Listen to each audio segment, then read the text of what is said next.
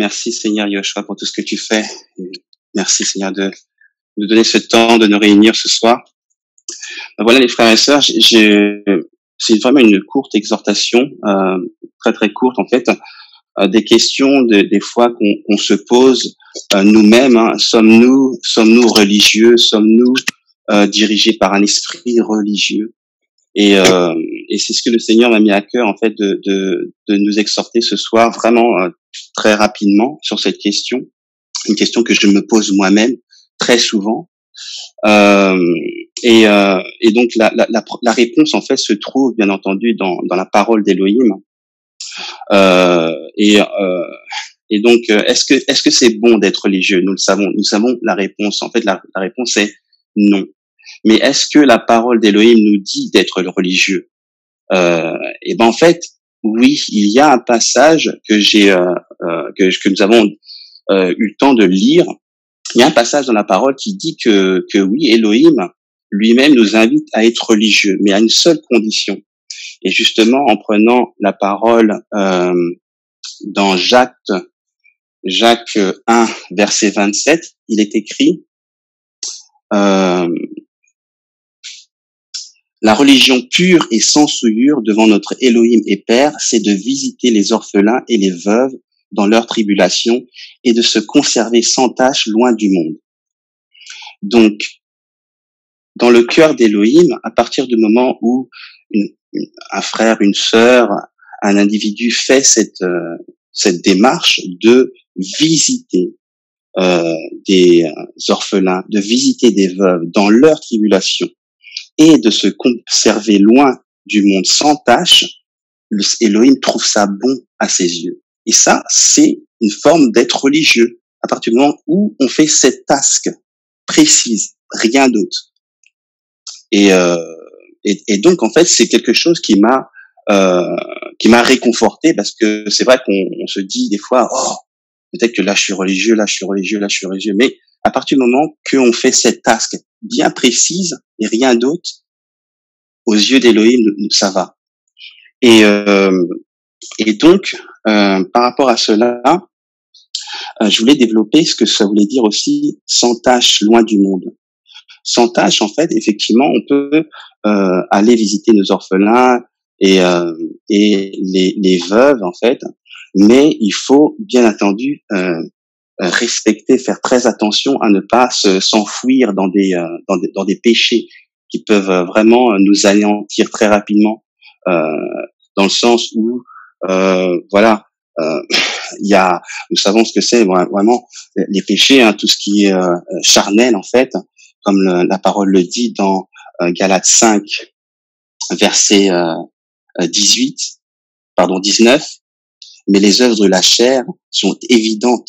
Ce sont l'adultère, la relation sexuelle illicite, l'impureté, la luxure sans bride, l'idolâtrie, la sorcellerie, les inimitiés, les querelles, les jalousies, les animosités, les esprits de parti, les divisions, les sectes, les envies de meurtre, les ivrogneries, les orgies et les choses semblables à celles-là, au sujet desquelles je vous ai prédit. Et donc voilà, par rapport à cela. Et je voulais vous exhorter à ce niveau-là que ce qui nous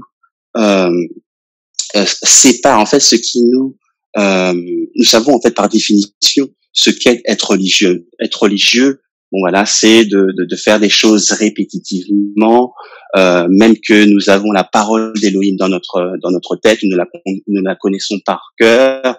C'est de véritablement voilà se dire que bon bah on a la confiance, mais c'est beaucoup d'actions charnelles, c'est beaucoup d'actions qui sont répétitives, et il y a pas vraiment une communication. En fait, il y a pas de communication entre Elohim et nous-mêmes. En fait, on pense de nous-mêmes faire des œuvres bonnes au Seigneur, mais en fait, le Seigneur les approuve peut-être pas du tout. Et c'est ça en fait d'être religieux. Et je voulais vous exhorter à ce niveau-là, parce que ce qui pourrait nous sortir totalement de cet esprit religieux, en fait, c'est de pouvoir avoir la possibilité de faire toute chose, mais vraiment toute chose avec son cœur. Et c'est là que qu'on est détaché de cet esprit religieux. C'est là que la religiosité en fait n'existe plus. À partir du moment que tu vas vers quelqu'un, lui offrir à boire et à manger avec ton cœur, que tu vas prier pour quelqu'un avec ton cœur, là tu te sépares totalement de la religiosité, parce que le Seigneur lui-même le dit dans sa parole, dans Proverbe 4, verset 23, garde ton cœur plus que toute autre chose, car de lui découlent les sources de la vie. Et c'est vraiment très important de garder son cœur, parce que l'esprit d'Élohim, où c'est qu'il est? L'Esprit Saint, où c'est qu'il est? Il n'est pas dans notre cerveau, il est dans un membre dans notre corps qui est en fait le cœur. Pourquoi je réalise cela encore aujourd'hui? C'est parce que voilà, on peut avoir un accident, notre maison peut s'écrouler, on peut traverser la rue et être fauché par une voiture, et on peut mourir sur le coup, mais tu peux rester en vie si ton cœur fonctionne encore. Il y a mort cérébrale, et donc tu deviens un légume, mais si ton cœur est encore en vie, tu peux rester en vie comme ça jusqu'à temps que tu vis, en fait, tu peux continuer à vivre parce que ton cœur est encore vivant. Et ça, c'est dans ce qu'on sait dans le monde. Et le Seigneur me dit de garder ce cœur, de garder, parce que le Seigneur, en fait, a fait sa demeure. Son temple est dans notre cœur. Et c'est super important de garder cela et d'avoir cette communication avec le Seigneur. Je me regardais dernièrement avec mes enfants. La plupart du temps, avant d'ouvrir le repas, nous prions. Et donc, on a toujours cette louange dans nos bouches qui dit pour ce repas de toute joie, nous te disons merci, Seigneur. Et donc, c'était des louanges qu'on fait comme ça, matin, midi et soir. On a fait cela pendant quelques semaines, après un mois.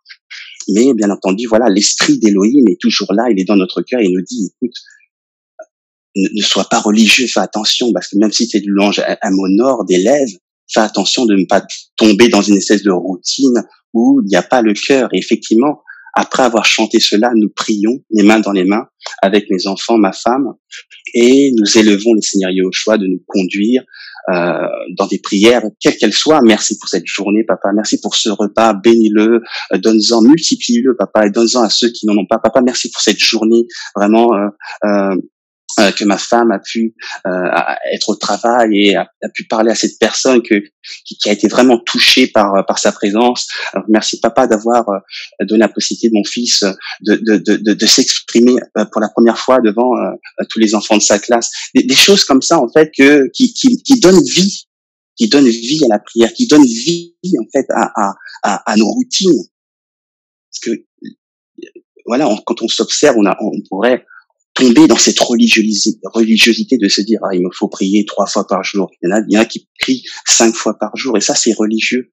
Mais, si c'est conduit par l'esprit, si c'est conduit par le cœur, ça devient plus une religion, parce qu'il y a vraiment une communication, il y a un échange entre nous-mêmes et Elohim.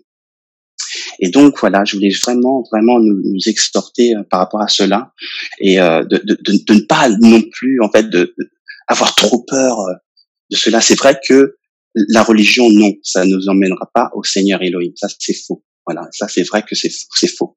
Mais la relation nous emmène à Elohim. Cherchez premièrement le royaume des cieux et sa justice, et toute autre chose nous sera ajoutée par-dessus. Et c'est par cette communication tous les jours que nous faisons une conversation qui donne vie à nos prières, qui donne vie à nos actes et faits. Et c'est Elohim dans notre cœur qui fait cela, parce que Elohim est le chemin, la vérité, la vie. Amen. Amen.